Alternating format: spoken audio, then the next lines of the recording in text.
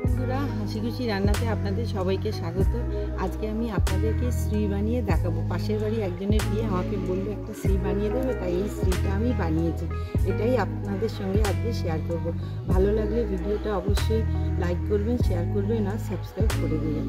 তা চলুন তাহলে আমি কিভাবে এই শ্রীটা বানিয়েছি আপনাদেরকে দেখাবো। এখানে আমি 200 গ্রাম বিউলির ডালকে সারা রাত ভিজিয়ে রেখেছিলাম আর শিলেতে ভালো করে বেটে নিয়েছি। আপনারা অবশ্যই বিউলির ডালটাকে শিলে বাটবেন, মিক্সিতে কিন্তু বাটবেন না।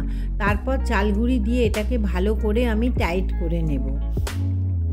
এটা আস্তে আস্তে টাইট করতে হবে, এর মধ্যে কিন্তু একদমই জল দেবেন না, ভালো করে টাইট করে নিতে হবে। এখানে আমি 3 রকম কালার যেহেতু ব্যবহার করেছি, সেহেতু এই ডালটাকে আমি 3 ভাগে ভাগ করে নেব।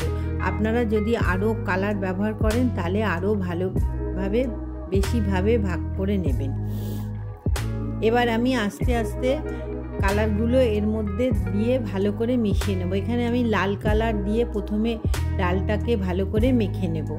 যখন অন্য কালার দেবেন হাতটাকে ভালো করে ধুয়ে নেবেন, যাতে অন্য কালারের মধ্যে মিশে না যায়। এখানে তারপরে আমি একটা হলুদ কালার দিয়েছি আর একটা দিয়েছি লাল কালার দিয়ে আমি এই ডোগুলোকে ভালো করে মেখে নেব।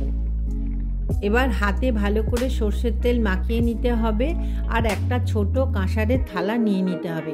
এবার আপনারা আপনাদের মতো ডিজাইন করে এই কাঁসার থালার মধ্যে রাখবেন। আমি আমার মতো ডিজাইন করেছি আর এই কাঁসার থালার মধ্যে ভালো করে সাজিয়ে নিয়েছি। আমি কিভাবে সাজিয়েছি সেটা আপনারা দেখে নিন।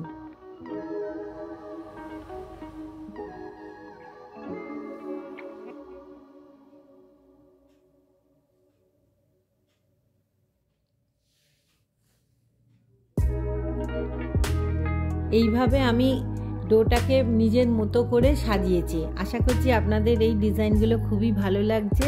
ভালো লাগলে অবশ্যই চ্যানেলটিকে সাবস্ক্রাইব করবেন, লাইক করবেন আর শেয়ার করে নেবেন। দেখুন ডিজাইনগুলো হওয়ার পর কত দেখতে সুন্দর লাগছে।